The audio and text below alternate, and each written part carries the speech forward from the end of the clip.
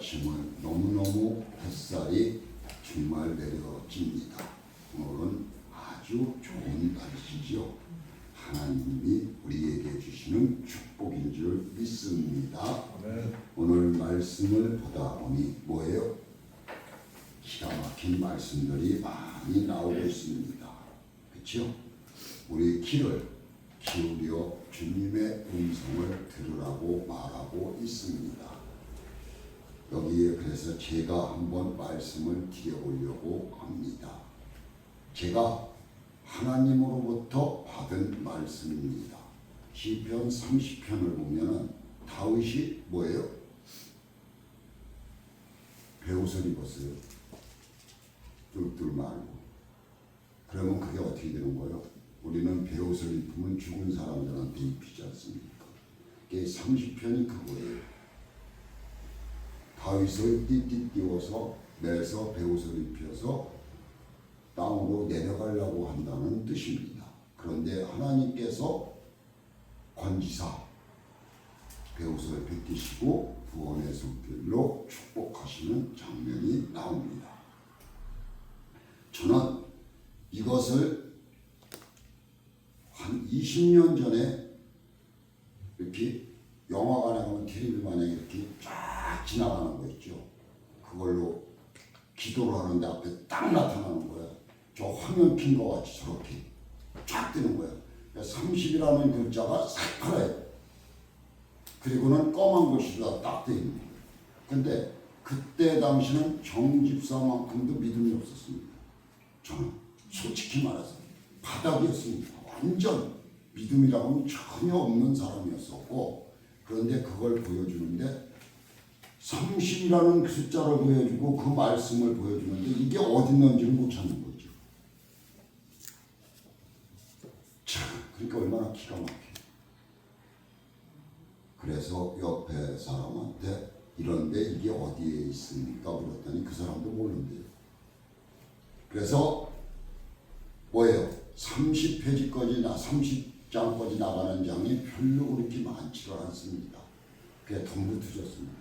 시편을 딱 펼쳤더니 30편을 펼쳤더니 그 말씀이 딱 나오고, 아, 이거로 하나님 감사합니다. 그 자리에서 저도 모르게 입에서 감사가 쏟아져 나오더라고요. 우스운 얘기 하나 해드릴까요? 간증 아닌 간증. 제가 공부를 해서 목사가 되려면 어디를 가죠? 해가지고 신학을 해야 되죠. 근데 이제 날라리 신학을 다녔어요. 1학년 때. 지금도 잊어버리질 않습니다. 형광 아파트에 살 때입니다. 저는 화장실에서 대변을 보고 있었을 경우였습니다. 그런데 갑자기 가슴을 와서 때리는 거예요. 야, 기숙에 들리는 거 지금 우리의 음성을 들려준다고 여기 40페이지에 나와 있습니다. 40편에. 그래서 제가 말씀을 드리는 겁니다. 귀에서 뚜렷하게 너 야베스 기도를 아느냐 하는 거예요. 야베스 기도가 뭐예요? 나는 속으로 그랬습니다. 성도 여러분, 야베스 기도 아십니까? 예? 권사님 야베스 기도 알아요? 우리 심집사님 아세요? 어디에 있는지 모르죠. 민집사님도 모르죠. 그렇습니다. 사무엘상에 있습니다. 4장 10절에 있습니다. 역대상처. 그렇습니다. 우리 그런데 두 번째 딱 들리는 거예요. 야, 너 야베스의 기도 아니? 그러는 거야. 그래서 아이 그게 뭐예요? 그랬어요. 세 번째 또 들리는 거예요. 귀에. 그런데 이걸 알아야지 내가 대꾸를 할 거 아닙니까? 그래서 문을 열고 우리 집사람이 설거지인가 뭐를 하고 있었어요. 전도사님, 저기요, 야베스 기도가 뭐예요? 우리 전도사님은 뭐예요? 신앙이 엄청 오래됐잖아요. 성경도 많이 읽고 뭐 1년이면 한 3독 하나 4독 하나 그럴 거예요. 그래서 물었더니 나한테 욕을 퍼붓는 거예요. 야, 신학을 다닌다는 사람이 야베스 기도를 모르냐고 나한테 책망을 하는 겁니다. 그래서 물었더니 역대상을 얘기하더라고요. 그래서 나와서 보니까 야베스 기도입니다. 지경을 넓혀 달라고 기도하고 또 뭘래요? 환난을 막아달라고 하고 근심이 없게 해달라고 기도하는 거예요. 누구 손으로? 주님의 손길로. 하나님이시여 저에게 복의 복을 더하여 주시려고 지경을 넓혀 주시고 주님의 손길로 환난과 근심이 없게 해달라고 하나님 앞에 기도하는 장면이었습니다. 얼마나 기가 막힌 장면입니까? 기가 막히잖아요. 그렇죠? 근심이 없고 환난이 없으면 끝나는 거 아니에요, 이 세상. 그런데 하나님이 야베스에게 뭐라고 했어요? 오케이 해버렸습니다. 저는 오늘 이 40장을 하면서 그거예요. 우리 하나님께 성도님들도 이렇게 하나님이 오케이 사인을 받는 뭐예요? 역사가 일어나야 될 줄 믿는다는 것입니다. 아멘. 그래서 오케이 사인을 받고 그대로 우리 성도님들이 행하시기를 바란다는 뜻에서 제가 오늘 이 말씀을 드렸습니다. 그래서 오늘 믿음의 성수, 믿음은 누가 갖다 주는 것도 아니요, 누가 바구니에 담아서 주는 것도 아니요, 그렇죠? 내가 짊어지고 가는 겁니다.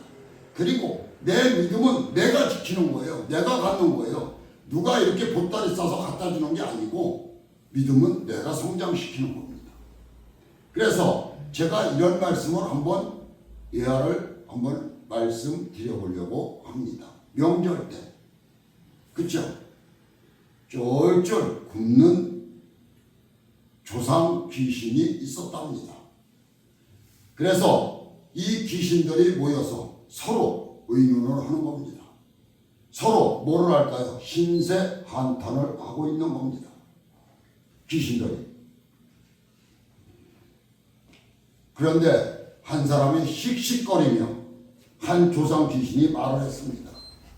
명절 제사 음식 먹으려 후순 집에 가보니 글쎄 이 더러운 놈들이 이 녀석들이 교통체증 때문에 처갓집에 갈 때 차 막혔다고 새벽에 벌써 자기들끼리 차례상을 치러놓고 모두 끝냈다는 얘기입니다. 가보니 설거지는 끝나고 다가버리고 없었다는 뜻입니다. 두 번째, 분통 터진 조상 귀신이 말을 합니다. 자넨 그래도 나는 편이요.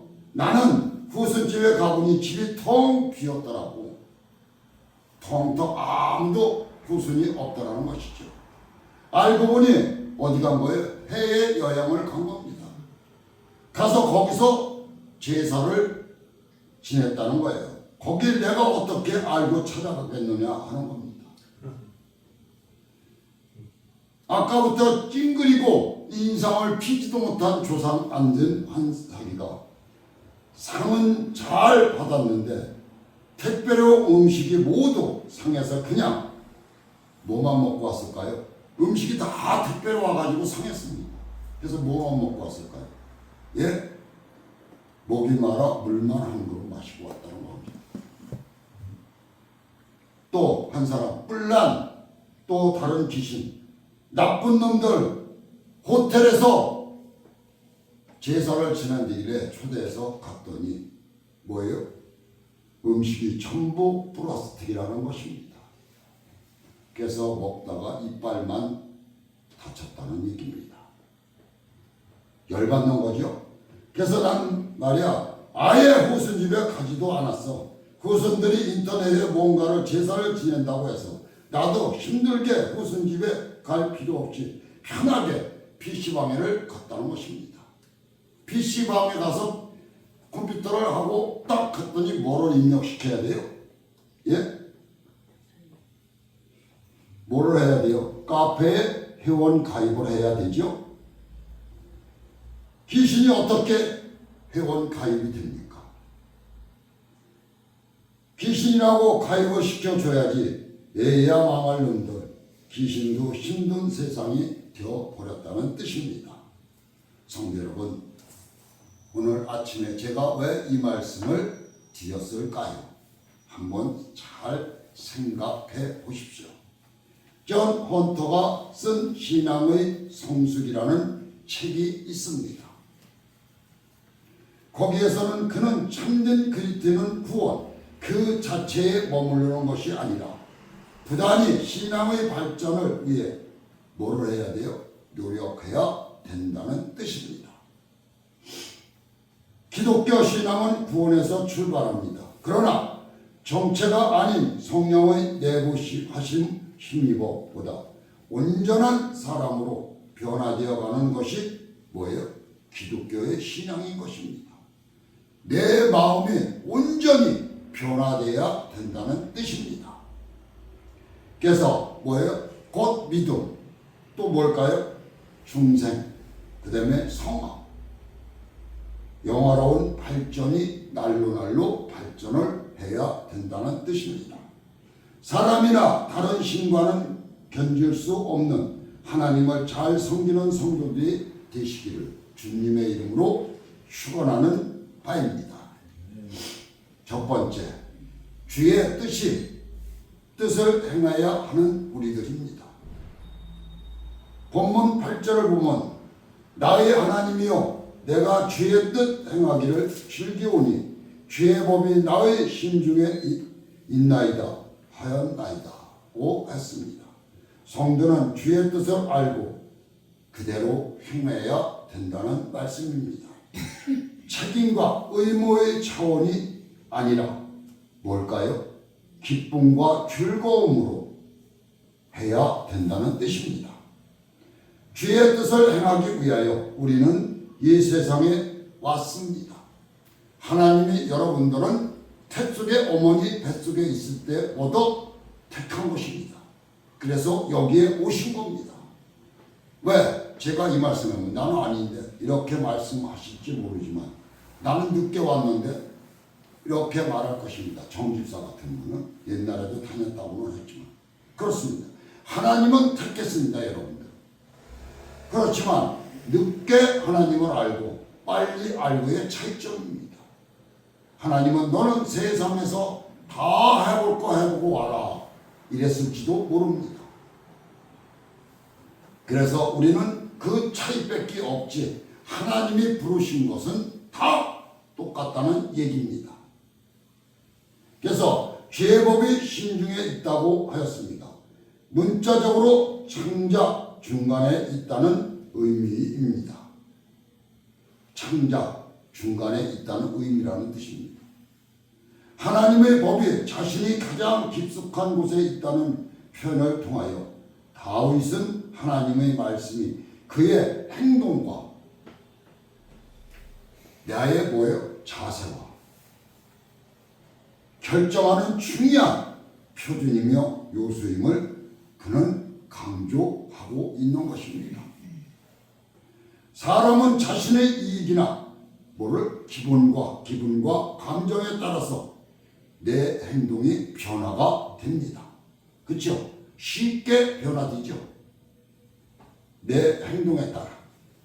그러나 다윗은 하나님 말씀에 따라서 소신껏 행동하는 하나님의 사람이었다는 것은 우리 하나님의 말씀을 읽으면서 잘 아실 것입니다. 다윗은 하나님 말씀에 따라 소신껏 행동하는 하나님의 사람이었습니다. 하나님의 특별한 사랑을 받은 이유가 여기에 있었다는 뜻입니다. 성도 여러분, 우리 남자분들이 누구를 좋아할까요? 예? 뭘 좋아하죠? 최고로 좋아하는 거 있죠? 예? 뭘 좋아할까요? 우리 길거리에 나가보면 여자들 쫙 빠진 여자들 좋아하죠. 그렇죠? 이 압살롬과 아들들이 어떻게 했습니까?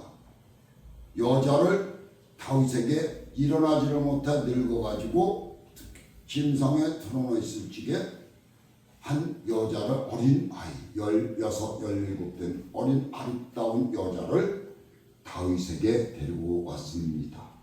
그는 치료도 할 수 있는 능력을 가지고 있습니다. 직금으로 말하면 뭘까요? 하니사라와 비슷한 것입니다. 그런 여인을 아름답고 정말로 잘생긴 여자를 데려다 다윗에게 주었습니다. 다윗이 품고 자라고 준 것입니다. 데려온 거야. 그런데 다윗이 뭐라고 했어요? 아니라고 했습니다. 그리고 내 앞에서 노래와 찬양만 하고 거기서 시중만 들었습니다. 이렇게 다윗은 하나님 앞에 내가 이제부터는 범죄를 안 하겠다는 뜻이죠. 그리고 그 뜻이 뭐예요? 사울을 낳은 사람이 누구예요? 벳사바죠. 여인 우리아의 마누라를 다윗이 뺏은 겁니다. 이렇게 다윗도 뭐예요? 달빛에 그 여인을 목욕하는 걸 보니 어떤 남자가 뿅 간 거예요. 다윗이 저 여인을 데려와. 그렇죠? 자기 부하의 마누라 했습니다. 이렇게 남자들은 눈이 시둥그러지는 것입니다. 그래서 나이가 많은 은퇴할 때가 된 한 목수가 어느 날 고용주에게 이렇게 말을 합니다. 나는 여생을 가족과 보내고 싶습니다. 이제는 목수 일을 내려놓겠습니다 하는 것이었습니다. 고용주가 말렸지만 목수는 그만두겠다고 했습니다. 고용주는 훌륭한 일꾼을 잃게 되어 무척 유감이라고 말하면서 마지막으로 집을 한 채 더 줘달라고 이 목수한테 간절히 청했습니다. 목수는 어떻게 했을까요? 예? 주인이 집을 한 채 주고는 너는 이제는 수고했으니까 가서 이제 네 말대로 가족과 함께하라고 하는 거죠. 그래서 집을 한 채를 줘달라고 하는 겁니다. 아름답게. 그렇죠? 그래서 이 목수는 물론입니다. 지어드리겠습니다. 한 겁니다. 대답하며 그의 마음은 이미 어떻게 돼요? 일에서는 손을 놓은 상태로 떠나버린다. 뭐예요? 아까 말씀드렸죠. 마음에서 떠나면 어떻게 된다. 그렇죠? 그래서 멀어져 있었습니다. 그는 형편없는 일꾼들을 모집하고 조잡한 자재를 사용하여 집을 지었습니다. 집이 완성되었을 때 고용주가 목수에게 어떻게 했을까요? 목수에게 다 줬습니다. 저는 인저 가족과 함께하려고 가려고 합니다. 지인이 보니 졌습니다. 그래서 이 목수가 현관 열쇠를 주인에게 줬습니다. 이 주인이 어떻게 했을까요? 예? 이거 제가 한번 오래됐지만 한 것 같습니다. 간질 저기를 내야를. 제 주인은 네가 나한테 충성하고 뭐예요? 정말 열심히 나를 위해서 일을 했고 해서 목수 일을 했기 때문에 내가 너에게 이 열쇠를 주노니라. 목수가 이 열쇠를 받으면서 어떻게 했을까요? 예? 어떻게 했을까요? 땅을 치운 거죠. 왜 땅을 치워요? 이게 내 집이 질 것 같으면 이렇게 했겠으면 자재도 참 사람들도 참 넣고 그렇죠? 그렇게 했겠습니까? 내 집 같았으면 사람이 이렇다는 것입니다. 마음이 떠나면 이렇다는 것입니다. 그래서 저는 이 말씀을 드리고 싶어서 이 말씀을 드리는 겁니다. 항상 우리는 주님을 바라볼 때 마음이 떠나려고 하다도 안 떠나게 되는 겁니다. 마음이 떠나면 모든 것이 다 귀찮아지는 겁니다. 성도 여러분, 여러분들은 하나님의 끈을 절대로 놓지 말기 바랍니다. 그래서 어떻게 했습니까? 조절을 처음과 같이 하면 실패는 일어날 결코 없다는 말입니다. 우리 속담에 뒷간 들어갈 때와 나올 때 다르다는 말이 있습니다. 처음과 끝이 똑같아야 어떻게 된다고요? 하나님 말씀에 복이 임한다는 얘기입니다. 아무리 나쁜 일이 내게 펼치더라도 항상 나는 처음과 끝이 평균히 가야 된다는 얘기입니다. 이것이 잘하고 계신 분이 우리 음혜승 권사님입니다. 세상 속하고. 그렇죠? 항상 시작이 반이라는 뜻이죠. 그래서 이라도 말도 있지만 그러나 끝은 전부 뭘까요? 끝은 전부입니다. 그렇죠? 끝나는 거지 모든 게. 어제는 지나갔기 때문에 좋고 내일은 올 것이기 때문에 좋고 오늘은 무엇이든지 할 수 있기 때문에 좋다는 것입니다. 우리 인생사가 이렇다는 뜻입니다. 우리는 어제를 아쉬워하거나 내일을 염려하기보다는 주어진 오늘을 사랑하고 정말 내기의 몸에 엔돌피가 돌기 위해서 뭐를 해야 돼요? 기쁨이 넘쳐야 되는 것입니다. 그래야 우리의 있는 하나님이 주신 사랑이 넘치게 되어 우리의 병마들이 떠나게 되는 것입니다. 이것을 아는 다윗처럼 주의 뜻을 마음을 다해 즐거움으로 행했습니다 하는 말이 있습니다. 그래서 하나님의 말씀이 중심이 되는 마음과 가정과 교회가 먼저 돼야 되겠죠. 그렇죠? 우리의 마음속에 주의 뜻을 중심으로 행하는 이 시대의 다윗이 되시는 우리 하느님께 성도님들이 되시기를 축원하는 바입니다. 두 번째, 주의 뜻을 전해야 하지 않을까 합니다. 우리 믿음이 반석에 올라섰으면 어떻게 해요? 우리 안 믿는 영혼들, 우리 스프링 마냥 튀는 영혼들을 우리는 잡아야 하는 것입니다. 그들을 안아주고 그들을 품어줄 수 있는 사랑, 매치가 있어야 되는 것입니다. 그리고 안 되는 부분은 해도 안 돼요. 그렇죠? 우리 이렇게 말을 하죠. 그 나머지는 누가 하시는 거예요? 그렇지요. 주님이 하시는 거예요. 우리는 거기까지 하는 겁니다. 그런데 여기에 그분이 들어왔을 때는 어떻게 해야 돼요? 우리가 안아주고 사랑으로 풀어줘야 되는 것입니다. 그것이 우리가 할 일입니다. 구원의 경험이 있는 자는 하나님의 신실함과 그 구원을 선포하고 진행합니다. 구원의 기쁨이 크고 확실하면 당연히 흘러 넘치게 되는 것입니다. 주의 뜻이 부여지고 전해져야 하지 않을까 하는 생각에서 이 말씀을 드렸습니다. 한 공동체의 구성원이 구원받는 사실은 하나님의 모든 백성에게 주는 소식입니다. 기쁜 소식입니다. 그 공동체의 연합과 교체의 분위기를 복돋우기 위해서는 우리는 어떻게 해야 될까요? 기쁨이 넘쳐야 되는 것입니다. 이러한 현상이 현대 공동체 속에서 점점 어떻게 돼요? 약해지고 있고 개인주의가 되어가고 있는 현실이라고 저는 생각하고 있습니다. 다윗이 하나님의 기쁜 소식을 전파한다고 입으로 다윗은 고백하고 있습니다. 뿐만 아니라 10절에 보면 다윗이 하나님의 구원 사역을 어떻게 해요? 만민에게 공포하노라고 합니다. 다윗은 주의 뜻을 모든 사람이 알도록 어떻게 하는 거예요? 입으로 전파한 것입니다. 다윗은 하나님의 은혜가 이런 거라고. 그래서 앤드루 마리아의 십자가의 차이라는 글이 있습니다. 주님은 두 제자를 데리고 어떤 길로 들어섰을까요? 예? 어저께 우리 누구의 간증을 들었습니까? 이재훈이죠? 이재훈인가? 그렇습니다. 아나운서 간증을 장모님을 들었습니다. 어저께 끝나고 나서 제가 말씀을 드렸죠. 가방을 쥐고 나왔기 때문에. 뭘 쥐고 나왔어요? 자기의 보따리를 쥐고 나온 겁니다.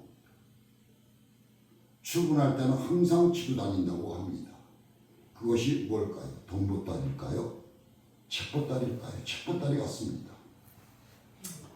제가 왜 어저께 그 말씀을 드려요. 보따리를 지고 나서 그래서 지금도 이 말씀을 드리는 것입니다. 주님께서 거기서 주님은 각자에게 무게가 똑같은 십자가 하나씩을 제자에게 나누어 주었습니다. 그리고 주님은 이 길에 끝나는 곳에 가 있을 테니 그곳까지 십자가를 지고 오라고 뭐예요? 이 제자들에게 지시를 하는 것이었습니다. 그리고는 주님은 어떻게 했을까요? 자취를 감춰버렸습니다. 첫 번째 제자는 가볍게 십자가를 메고 가운데 벼 안에, 두 번째 제자는 지독히 힘들다면서 투덜대며 왜 이렇게 무거워하며 투덜대는 거였습니다. 십자가를 걸머진 지 하루 만에 첫 번째 제자는 주님이 앞에 왔습니다. 기쁨으로 스승님 앞에 왔다는 것입니다. 스승님에게 넘겨 주었습니다. 십자가를. 주님은 참 첫 번째 제자의 등을 가볍게 두드려 주시며 말했습니다. 아들아, 아주 잘했다. 두 번째 제자는 이튿날 저녁이 되어서 길 끝에 도착했습니다. 도착한 제자는 십자가를 어떻게 했어요? 어떻게 했다고 그랬어요? 어떻게? 주님 앞에 내동댕이 쳐버렸습니다. 불만이 입에서 거품을 무는 거죠. 이런 법이 어디 있습니까? 저한테는 다른 제자보다 훨씬 더 무거운 십자가를 나에게만 주셨습니까? 제가 이제야 온 것도 그 때문이라고 주님 앞에 반박하는 것이었습니다. 주님은 마음이 상한 채 슬픈 얼굴로 두 번째 제자를 바라보며 말을 건넵니다. 십자가는 둘 다 똑같은 무게라고 말을 합니다. 그런데도 앞사람은 아주 쉽게 십자가를 옮겼는데 유독 저만 십자가를 옮기느라 쩔쩔맸다는 것입니다. 이 말씀입니까? 주님이 그에게 다 이루십니다. 뭘 다 이루실까요? 예? 십자가를 탓하지 말아라. 너의 입술을 탓하라. 너의 마음을 탓하라 하는 겁니다. 그 까닭은 십자가를 지고 오는 동안 출근 뭐를 한 거예요? 내 입술고 내 몸으로 불평과 좌절과 아유 왜 이렇게 나만 무거워 했으니 무거워 한마디 할 때마다 무게는 더 무거워졌다는 얘기입니다. 그래서 이렇게 네가 불평할 때마다 십자가의 무게는 늘어났다는 거예요. 앞에 온 제자는 십자가를 지고 오는 동안 사랑을 실천했기 때문에 그 사랑이 십자가의 무게를 덜어준 거라는 뜻입니다. 그래서 힘들지 않고 옮길 수 있었던 것이 아닐까 생각합니다. 그래서 우리도 불만과 불평을 입으로 시인하면 우리는 항상 불만과 불평과 살아가는 겁니다. 오스카 에모스인 타임의 글이 있습니다. 종은 누가 그걸 올리기 전에는 종이 아니다. 그렇죠? 종은 가만히 서 있으면 종이 아니죠. 그냥 그림이죠. 그렇습니다. 노래는 누가 그걸 부르기 전에는 노래가 아닙니다. 당신의 마음속에 있는 사랑도 한쪽으로 치워 놓아서는 안 된다는 뜻입니다.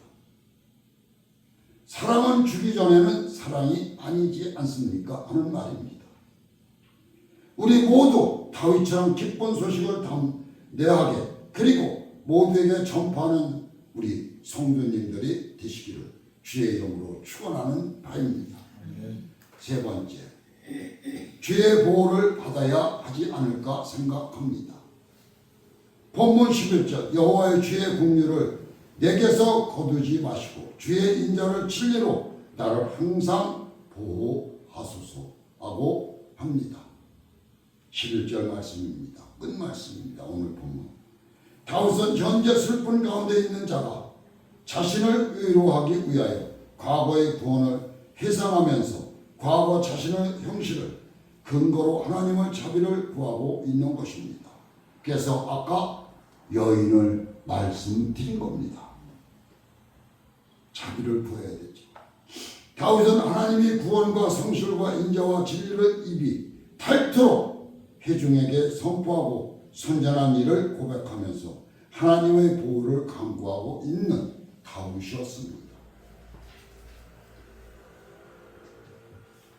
인간 누구라도 하나님의 긍휼과 보호가 없으면 모든 인생은 바로 그 순간에 어떻게 될까요?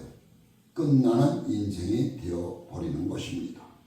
오늘 우리의 모든 것은 우리의 거룩이나 행위가 아닌 하나님의 특별한 긍휼과 보호의 증거인 것이라고 저는 생각하고 있습니다.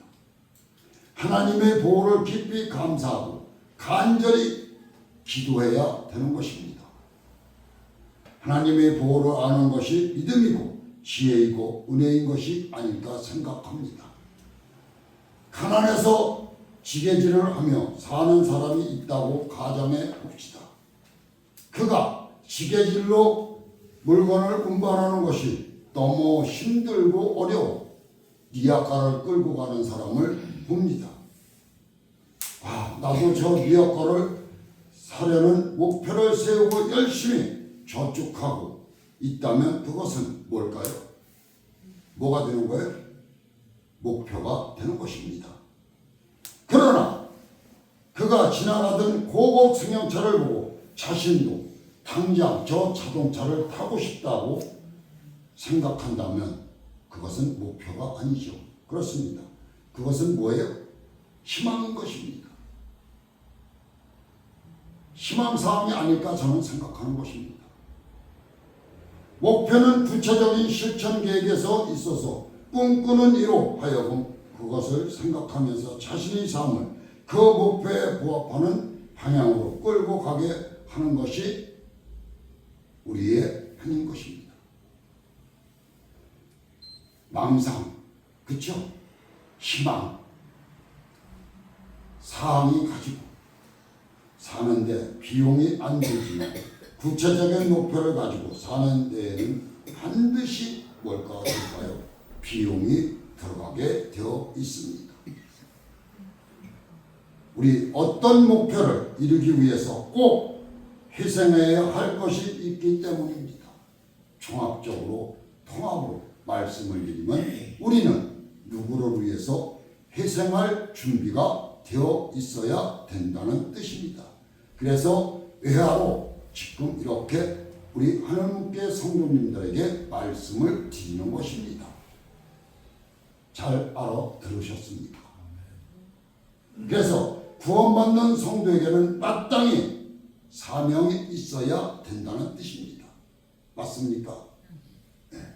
희생해서 어떻게 이루어야 한다는 것입니다. 내가 희생을 해서 저 사람을 살려야 된다는 뜻입니다. 하나님이 보호 아래서 더욱 선교하고 기도하고 사명을 겸손하게 잘 감당하는 모두가 되시기를 주의 이름으로 축원하는 바입니다. 고통받는 이웃을 위해 기도하고 찾아가고 함께 나누어야 하지 않을까 생각하는 바입니다. 고통받는 사람들이 주님의 모습이고 그들을 주님처럼 섬겨야 한다는 뜻입니다. 주의 보호가 계속 되시기를 바랍니다. 끝으로 누구도 주와 견줄 수 없다는 것은 잘 알고 계실 것입니다. 하나님만이 주님이시고 우리 영원한 구원자신이라는 것을 잘 알고 계실 줄 믿습니다. 모두 우리 하나님께 성도님들 한 주간도 주님과 함께 동행하는 삶을 사시기를 주의 이름으로 축원하는 바입니다.